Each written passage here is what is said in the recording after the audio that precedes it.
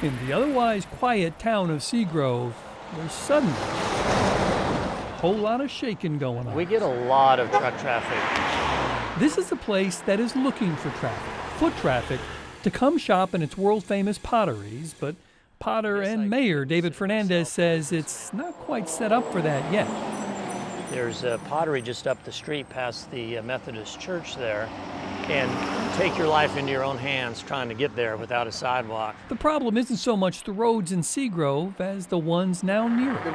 Everybody knows that thing's out there now. About 10 years ago, the 220 bypass was completed, and most of the traffic started doing just that. When they put the bypass through, did it hurt your business? Oh, it hurt everybody.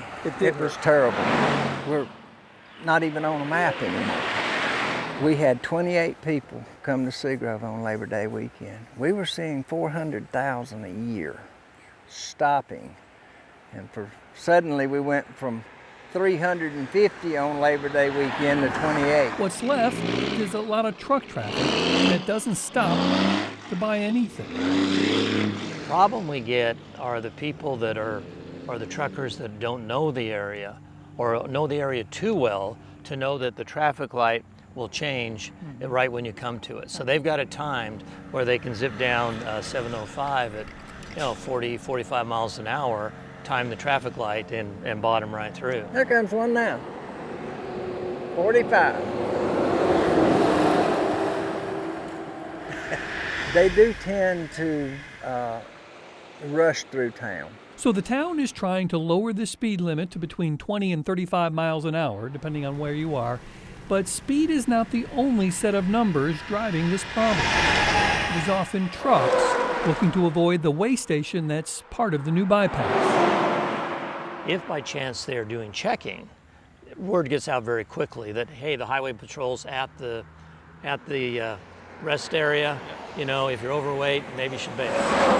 I found out from the DOT that the interstate freeway system has a lower weight allowable than North Carolina state routes.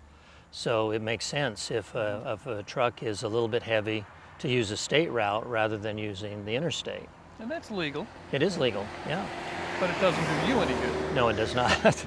Bucolic isn't typically delivered 12.5 wheels at a time. Having a whole bunch of 18-wheelers going down a scenic byway isn't very scenic, Bob Buckley, especially if there's alternate routes. Fox 8 News.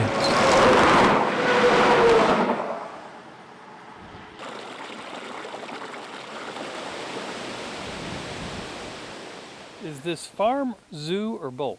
Dr. Frank King. Where we're finding that wild animals is really what nurtures our healthy gene expressions. Is growing the most unusual medicine. He's a modern-day Dr. Dolittle. My wife calls me that. With a mission to set humanity back tens of thousands of years to where he believes it belongs.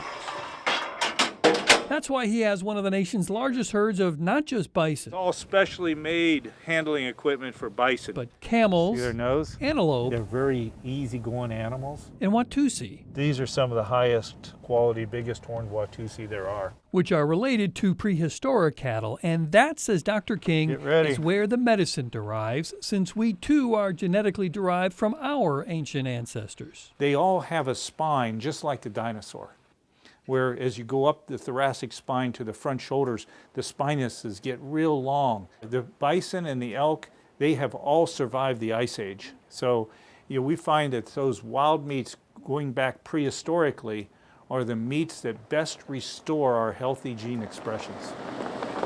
Bison have great instincts. As he drives us around his farm outside of Asheville. Now there's one in here you'll see that's kind of a misfit. He tells stories of what he's seen these prehistoric diets do for the patients in his homeopathic practice. Put them on a bison diet as a replacement of their red meat.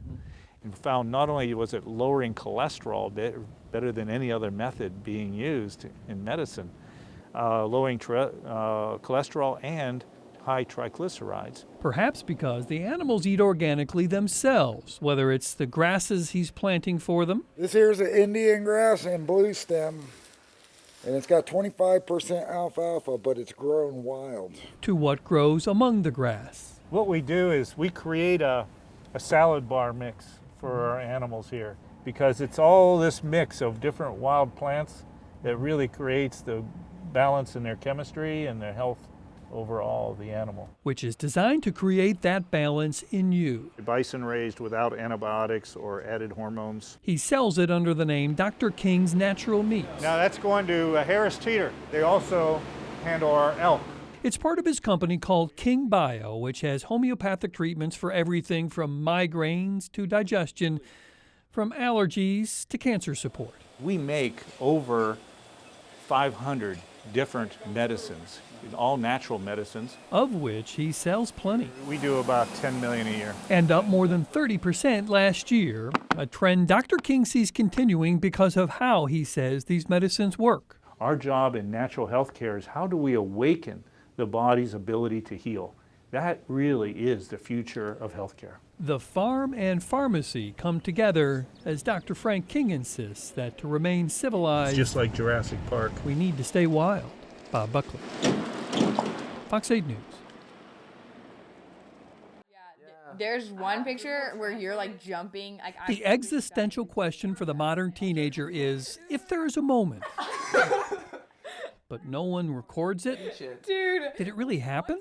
Take these three young people, for example. Okay, let me find something. Ben Dose, Pretty good at multitasking. Hartley Anderson, I have videos from a concert. and Baker Keenan Zach Brown Band. are all very successful students with good social lives. How good? Just ask them if they have a Snapchat score, Should I see what it is?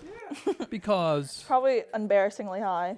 the scores tell quite a tale. It is 263,525. Snapchat is a social media app which is more popular with kids, and your score comes from a series of markers that you can hit from posting videos and pictures on what's called your story, sort of like Facebook's timeline. And 250,000, that's a lot of recording and posting. I went through a phase when I was a sophomore and I went really hard. How long did they stay? Mine's like 100,000. Almost. Yeah, it's like 100,000. A little over. Mine is 6,000. Those numbers may seem manageable. Absolutely. They're only doing what the rest of their generation is doing. Wake Forest University psychology professor Deborah Best says that research shows that people who are busy capturing the moment are missing the chance to live in it. What you see with these teenagers who are doing this is they're watching the game, they're shifting back to the recording, they're talking to a friend, they're shifting back. They're not really experiencing any one of those activities one-on-one. The focus is not there for long. I can definitely see that it's true. Because Baker has lived it. We had a basketball game, a Reynolds basketball game today, and it was against Tabor, and we were going to lose. And in the final seconds, someone shot a three, and I was filming it. And I didn't even realize that he made the basket when he made it, and we won. So I was like, wait a minute, we won? Because everyone was storming the court, and I was like, what happened? When you have divided attention, you have divided emotions, you have divided social interactions, it doesn't work. And we all think we multitask very well, but we don't. It's not just preserving that show by your favorite recording artist that is distracting people. I do get the sense of like when you're with somebody and like you can tell something like funny is gonna happen. Like you're like, oh, hold on, I gotta film this. Yeah. And you don't take the time to like appreciate whatever they're doing. Professor Best's solution isn't to get rid of the cameras. Simply don't overdo it. It's hard to put your media down, to get away from it. But schedule it. 1 hour a day, I'm not going to do it. I think I would read a lot more books. And they might also find that they came equipped with a pretty good recording device of their own. That's what memory is for. You know, we used to have really, really good memories, and we've seen some of this happen. Think about telephone numbers. How many telephone numbers do you know? And how many did you know before you had a cell phone? Advice the kids just might take. Snapchat stuff, yeah, I think I could be spending less time on it, I guess, yeah. Bob Buckley, Don't record things and pay attention. Fox 8 News.